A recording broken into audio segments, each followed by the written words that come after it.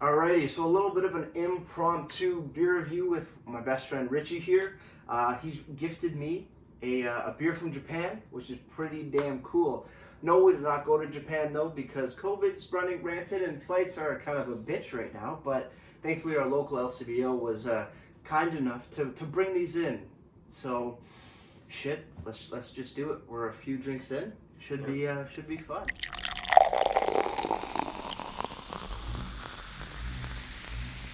Beer, beer, beer, beer, beer, beer, beer. Hello everybody, welcome back to me, Mate Brewski from the Rooski Brewski review.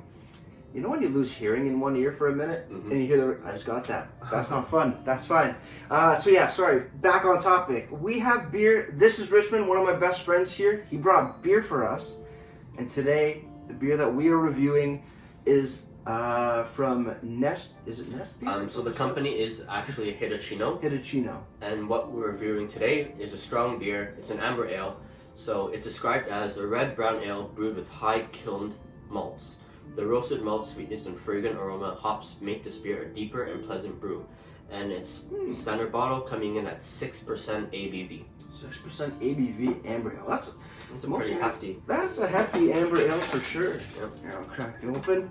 Yay, they got some nice, Jesus. Heavy bottle caps. Real heavy bottle caps. Jesus, they got some good seals on there. They're branded with their owl. Probably won't show up on video. So this is the standard logo for Hitachino. They have a couple different beers, but what we're brewing today is the amber ale. Yeah, I know I've had their saison before in class, but I think that one actually, it didn't explode, but it shot out, so I think something happened to it. I think that one was actually expired, but shit, let's pour it up.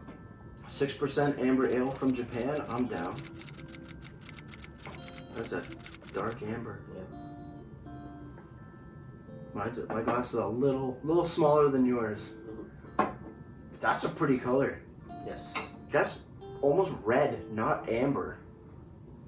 Yeah, very, very nice. Yeah, as far as ambers go, this is definitely more like red ale territory in my opinion. I kind of like that color. It's pretty neat. Like a Rickard's Red almost. Yeah, very close to a Rickard's Red because it seems, or at least in my mind, it goes sort of like amber. Or like you got your blonde ales, you got your amber ales, which go from a variety of different ambers, like more light orange amber to very dark, deep orange, and then you got your red ales, and then you got your brown ales, and then you got like your porters and stouts. This is definitely, for me, on the look of it, I guess technically an amber ale, but definitely more in that red territory with a nice just off-white head, but pretty damn good.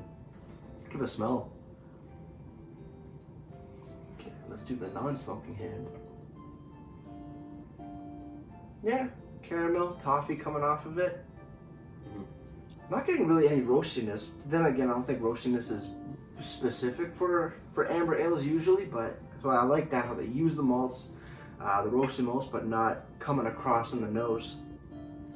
But yeah, caramels, toffees. Toffees, yeah. Toffees are strong. Yeah. Almost a little earthy, of like a hop aroma. But yeah, fragrant hop aroma. I like that. All right, cheers. Let's do it. Cheers, everybody. Let's keep on drinking.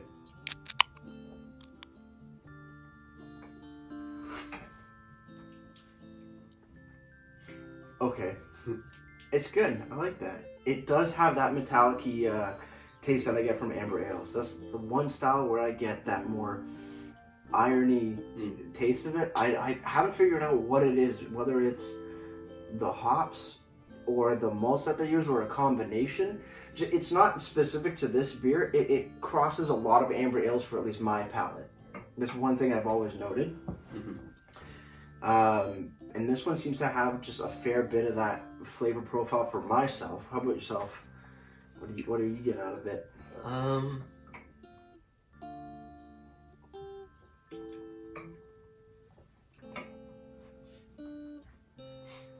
The taste, I feel, is very upfront. The hit is initial. It's not like one of the more balanced beers, I would say, that you get like the front notes and then the kind of aftertaste. Yeah. For me, it's very strong in the beginning, and then what you get left is a little bit of that kind of hoppiness, a little bit of bitterness almost. Yeah.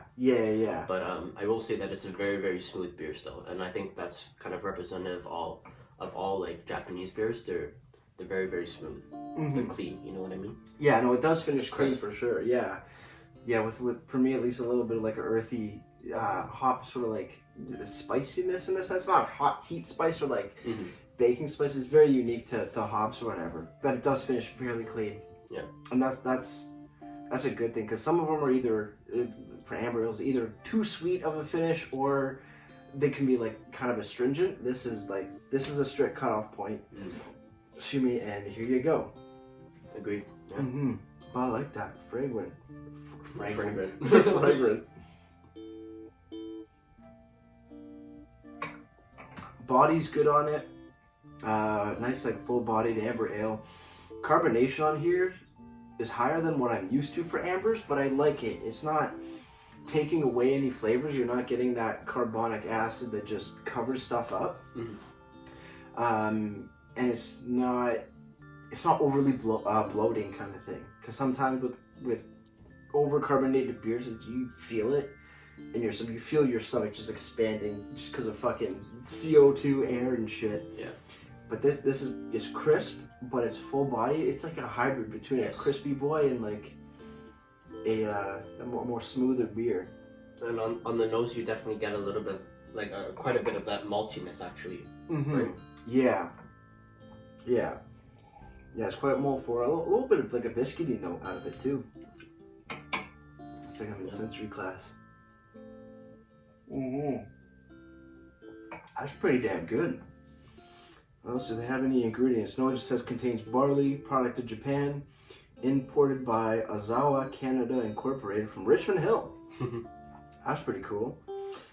If you ever go to Japan or you're in Japan, it is at 1275 Konuzu Nakashi Ibaraki, Japan. So if you're ever in the area, there you go. There's the address. One day I want to go to Japan. You know, out of all the Asian countries, that's the one that always interests me the most. Yeah, I went there once, the north of Japan, Hokkaido, and that's where their Sapporo factory actually is. Okay. So yeah. Damn. Sapporo. That's a big place. They do have part ownership at the beer store too. Do they? Yeah. I know it's AB and Bev. So it's like Budweiser and Busch and whatnot, and then you have Molson Coors, and then Sapporo. Yeah, AB and Bev and Molson Coors, they hold probably around like 40, a little over 40% each, and then I think Sapporo has about 4 or 5% in there, which is kind of neat. When we tasted this, we never looked at what the review said, what people thought of this, but when we look back at it, it's actually pretty similar to what we said. It's a reddish brown beer brewed with a rich malt and bitter hops, and that's primarily what we actually taste, right? That maltiness, a little bit of that bitter at the end, that afternote. Yeah. So yeah.